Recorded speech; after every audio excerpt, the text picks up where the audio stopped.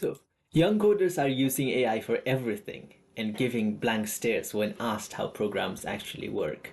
Sounds like such a. I can already tell this is going to be such a pessimistic view on AI, at least like from the title. Maybe it's just the news and they're trying to sell us something here, like how it's going to be dark and gloomy, but we'll see. I mean, it says we're going to pay for this later. Like, how bad can it get than that? But let's read it and then see what it has to say, right? So, for years, the conventional wisdom for wide eyed youngsters about to enter the job market was to learn to code. Now it seems like the programmers themselves could use some advice. That's according to Namanye Goyle. Okay, I'm gonna butcher that name, but let's call Namane Goyle, whatever. An experienced developer who's not too impressed by the new generation of keyboard clackers' dependence on newfangled AI models. Every junior dev I talk to has Copilot or Claude GPT running 24/7. They're shipping code faster than ever. Goyle wrote in a blah blah blah. New junior dev can't actually code. I know this quote right here perfectly describes me. I can't say anything. Like I'm coming into a junior dev, but I feel like it is going to take a very pessimistic view of using AI as a tool. If you've seen the last video, we discussed a lot about how you can use it as a tool, and not just blame everything on AI and be slower. Why would you want to be slower in a world that is constantly becoming more and more fast paced? If there's a tool that can make you faster and better, use it. Like, don't rely on it completely, but use it, right? That's the viewpoint that I hold. So, anyway, sure, the code works, but ask why it works that way instead of another way.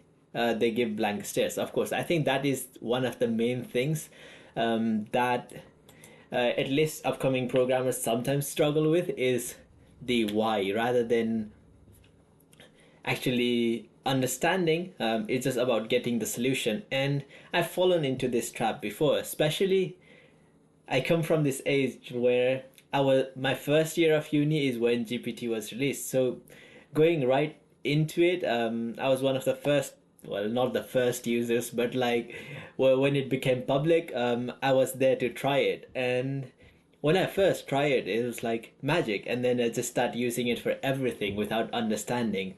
The amount of coursework that it did for me was great.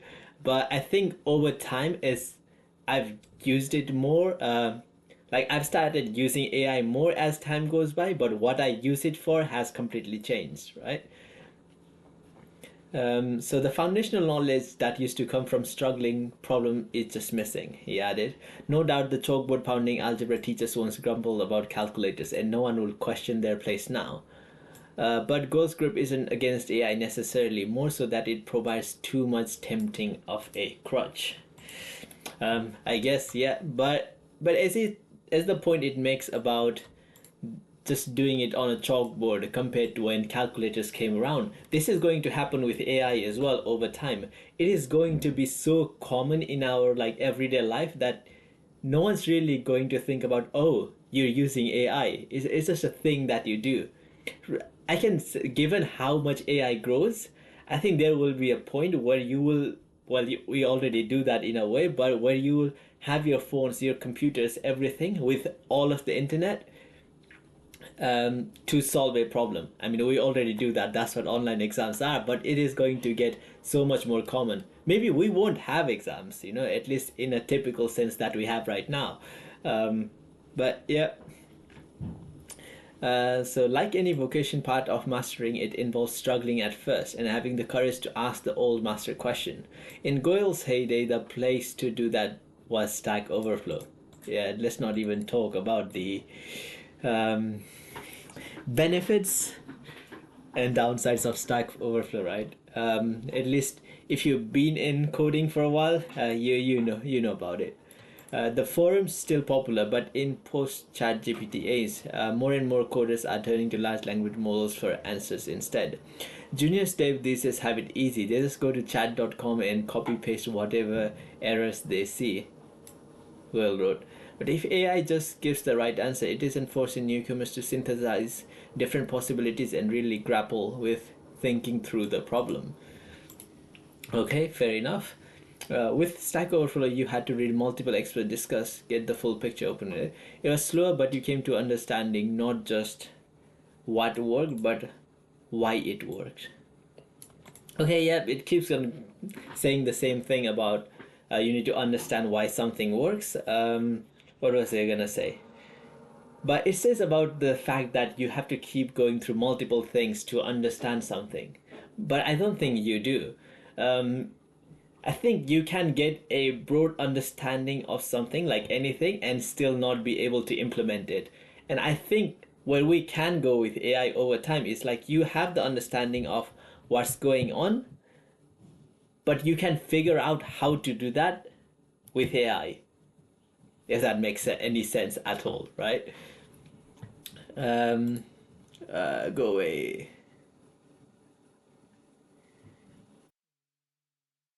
Where was I? So it's a sound logic, and some research may back up the sentiment. A recent study concluded by researchers at Microsoft and whatever suggested that there are more people used AI, and as they are placed increased trust in its answers, the more their critical thinking skills atrophied like a muscle that doesn't get much use. There are some caveats to that study, like it hinges on self reported data from participants about their perceived efforts as an indicator of critical thinking, but the idea of cognitive offloading isn't such a huge stretch. Plus, there are fact that programming ability of many of these AI models can be pretty dubious at times, as they're all prone to hallucinating. And while they may speed up workflow, the trade off is some evidence shows that the tech ends up inserting far more errors into your code. Now that we can get, now we can put the genie back in the bottle. Goal argues the future isn't about where we use AI, it's about how we use AI. But right now we're trading up deep understanding for quick fixes. He says we're going to pay for this later.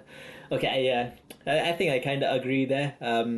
I think we're in a stage where AI isn't perfect, so you will still need developers. Well, you'll need developers in the future as well, I think, but it will get better, all right? And yeah, I think when all of this debt catches up later on, we're not going to have developers. We're just going to have debuggers. You know, everyone's a debugger.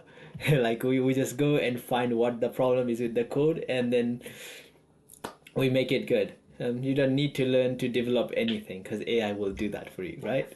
But anyway, that's all for today, and I'll catch you up.